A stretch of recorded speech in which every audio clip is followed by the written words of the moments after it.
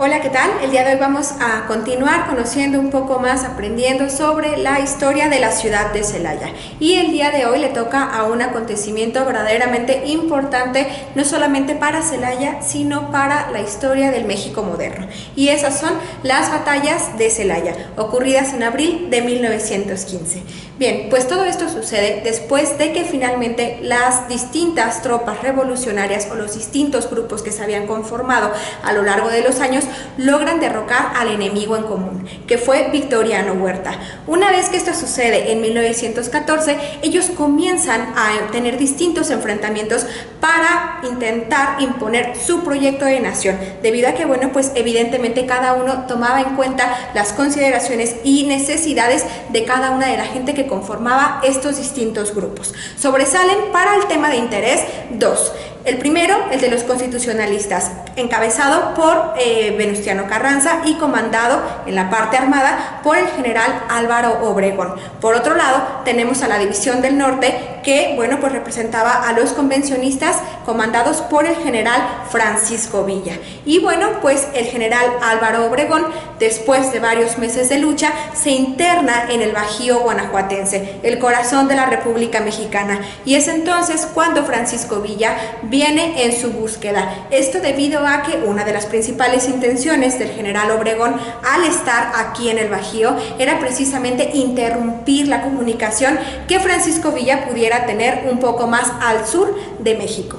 Entonces, bien, una vez que llega el general Álvaro Obregón a Celaya el 4 de abril de 1915, se interna o se hospeda esa noche en el antiguo Campo Santo, lo que ahora es la parroquia de San Antonio. Ahí descansa todas sus tropas y es precisamente entonces cuando se acerca a él el general Joaquín Amaro, que antiguamente había peleado del lado de Villa, pero bueno, pues le comenta sus intenciones de querer integrarse a las tropas constitucionalistas, y un poco a modo de desconfianza Obregón lo hace vestir a él y sus tropas con el uniforme de los presos de San Juan de Ulúas. Entonces, a partir de ese momento es cuando se le conoce a esa tropa como los Rayados de Amaro.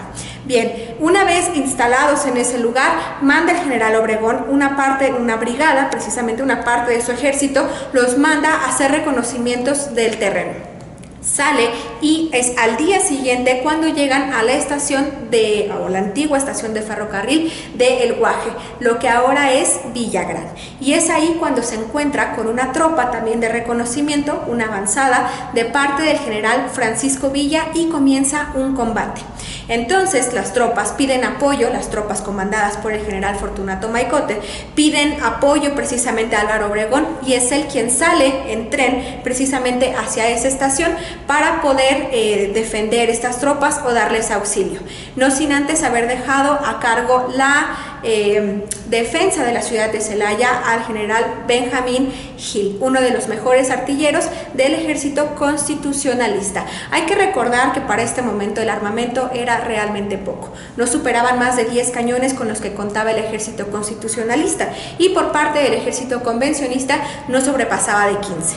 Para entonces también, bueno, pues cada uno contaba con varias decenas de ametralladoras y con alrededor de 10,000 efectivos por parte del ejército constitucionalista y 11,500 por parte del ejército convencionista, es decir, las tropas del general Villa. A partir de aquí se da el primer enfrentamiento, que realmente fue, bueno, no quiero minimizarlo, pero realmente no tuvo un gran impacto, ¿no? Se da estos primeros 2 días y, bueno, pues resulta victorioso de alguna manera, sin saberlo, el general Álvaro Obregón. Pero esto daría pie a una de las batallas más cruentas que se han visto en el Bajío guanajuatense.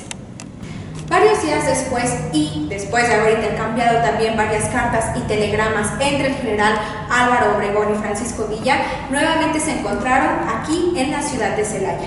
Para ese momento, bueno, pues Villa ya le había pedido a Obregón que saliera precisamente de esta ciudad, siendo que el general Obregón respondió a su mensaje que bien, pues era él quien venía en su persecución, así que él podía decidir libremente el lugar donde se daría el enfrentamiento.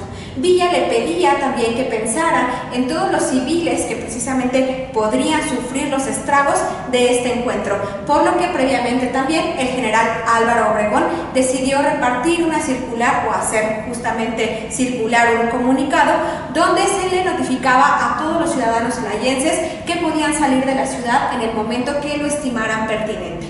A pesar de todas ese tipo de precauciones tomadas por cada uno de estos bandos, también se cercó la ciudad de Celaya desde la antigua ex hacienda de San Juanico hasta la hacienda de Santa Anita, y a partir de ahí se puso también otra línea más de trincheras hasta la antigua fábrica de alcoholes, la Internacional, que después fue precisamente una famosa fábrica cigarrera de nombre El Buen Tono.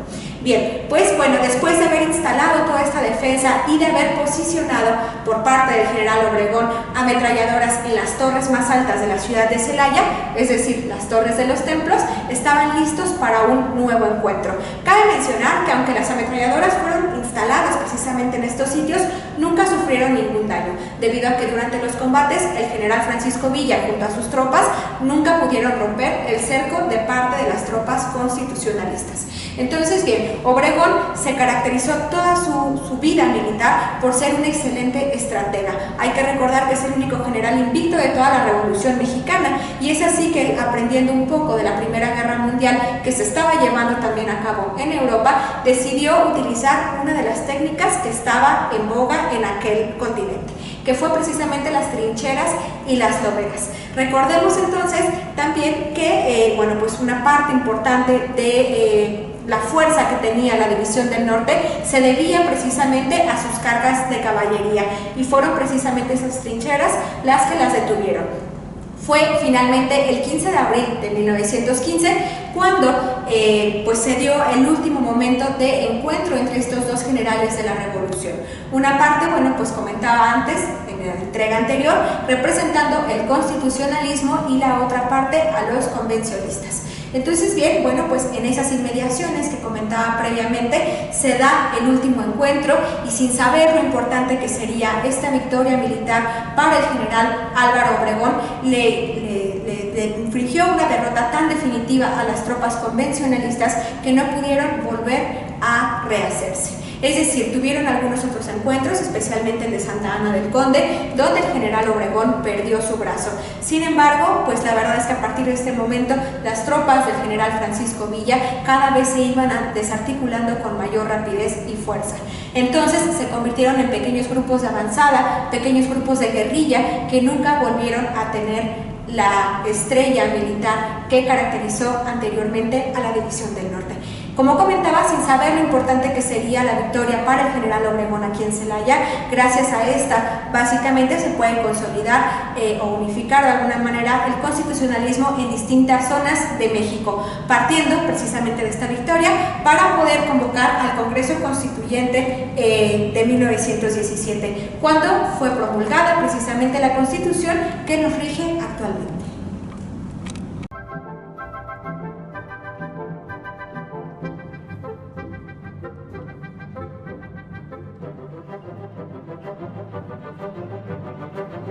Thank you.